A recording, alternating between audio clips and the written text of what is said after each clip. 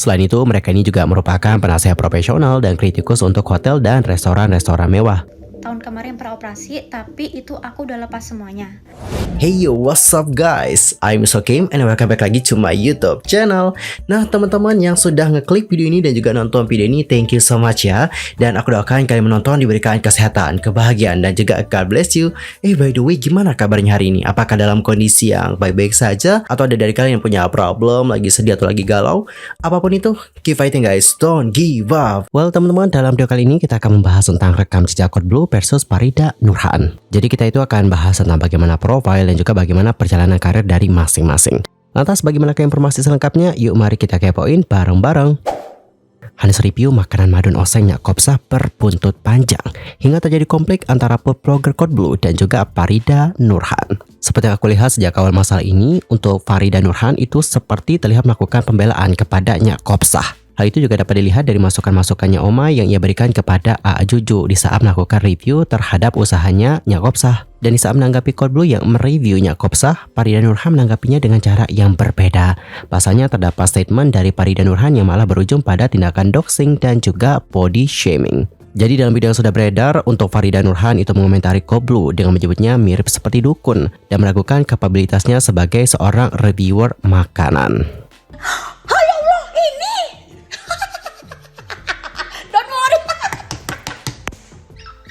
Ya Allah, tak pikir kayak Chef Juna. Makanya nggak pakai video, nggak pakai foto. Sosok bisa nge-review, sosok ngerti F&B.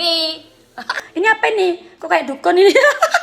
Ini kan kayak dukun lagi, ngapain kamu sampean? Siapa namanya di aslinya? Akibatnya, permasalahan ini berlanjut ke jalur hukum dikarenakan Code Blue melaporkan Omay ke polisi. Laporan ini dibuat pada tanggal 25 September 2023 pukul 12.20 waktu Indonesia Barat. Code Blue itu telah melaporkan dugaan tindak pidana kejahatan informasi dan transaksi elektronik Undang-Undang Nomor 19 Tahun 2016 tentang perubahan atas Undang-Undang Nomor 11 Tahun 2008 tentang informasi dan transaksi elektronik sebagaimana dimaksud dalam pasal 27 ayat 3 Jangto pasal 45 ayat 3. Orang yang kejadian pelapor selaku korban menerangkan bahwa pada tanggal 23 September 2023 nih diketahui melalui aplikasi TikTok, para telapor ini telah memposting berupa foto, komentar, dan juga video. Yang dimana dalam postingan tersebut para telapor telah memfitnah dan juga mencemarkan nama baik pelapor. Padahal dari tuduhan para telapor melalui postingan tersebut tidaklah benar. Atas kejadian tersebut, korban merasa difitnah dan juga dicemarkan nama baiknya. Selanjutnya, pelapor mendatangi SPKT Polda Metro Jaya untuk membuat laporan guna penyelidikan lebih lanjut sesuai dengan hukum yang berlaku. Well, teman-teman, jadi seperti itulah bagaimana surat tanda penerimaan laporan yang menunjukkan bahwa Code Blue di sini sudah melaporkan orang-orang yang terlibat dalam kasus tersebut. Dan selama ini Code Blue memang tidak menampakkan diri dalam tayangan review. Dia dominan mengambil gambar makanan yang hendak dikomentari. Code Blue menjadi pengisi suara narasinya dan kadang diselingi oleh suara ataupun sosok istrinya yang bernama Rosa. Lantas siapa sih sosok Code Blue ini? Code Blue sendiri adalah seorang preview makanan, namun cara atau tekniknya dalam mereview sangatlah berbeda dengan kebanyakan food blogger pada umumnya. Beliau lebih seperti seorang kritikus makanan ketimbang blogger-blogger. Lantas kritikus makanan itu seperti apa sih? Teman-teman, seorang kritikus makanan menulis ulasan dan juga kritik tentang restoran, makanan, dan pengalaman bersantap. Tugas mereka adalah memberikan penilaian terhadap kualitas makanan, layanan, suasana, dan pengalaman keseluruhan yang diharapkan pengunjung di restoran tersebut. Biasanya kritikus mengunjungi restoran secara anonim. Kemudian mereka membayar makanan dan kemudian menulis laporan rinci tentang pengalaman mereka.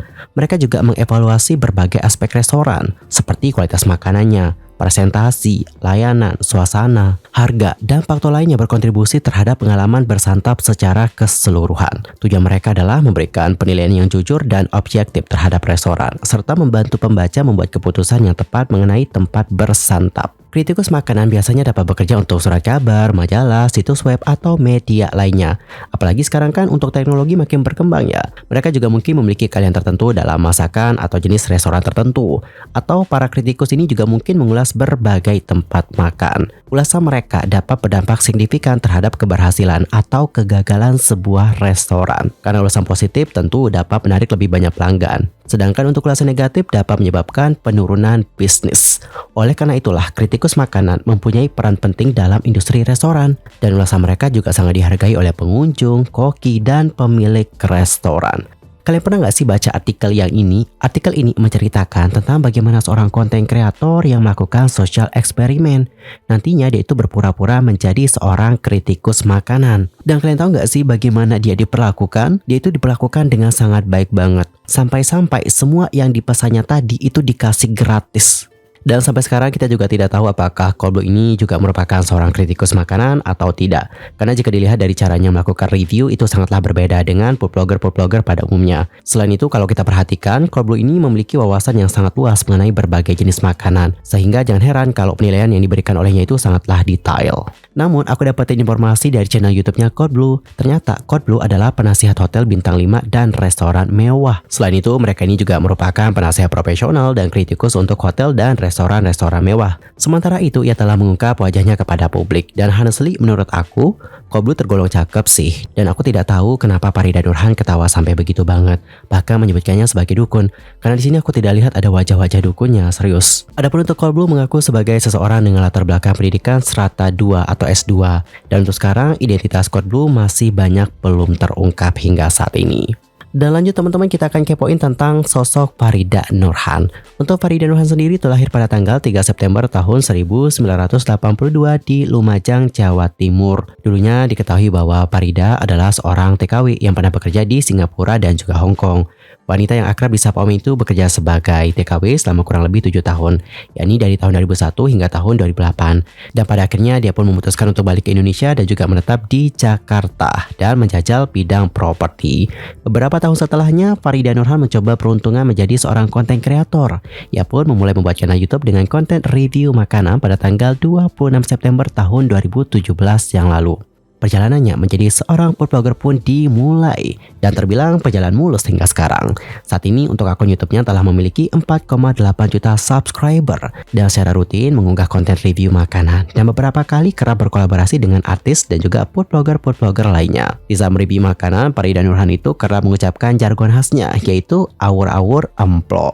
Merasa kuliner menjadi sebuah hobi dan sebuah ladang keuntungan baginya, Farida Nurhan lantas tidak menyia-nyiakan kesempatannya untuk membuat bisnis kuliner yang namanya adalah Ngemplok by Omai yang diklaim hasil resepnya sendiri.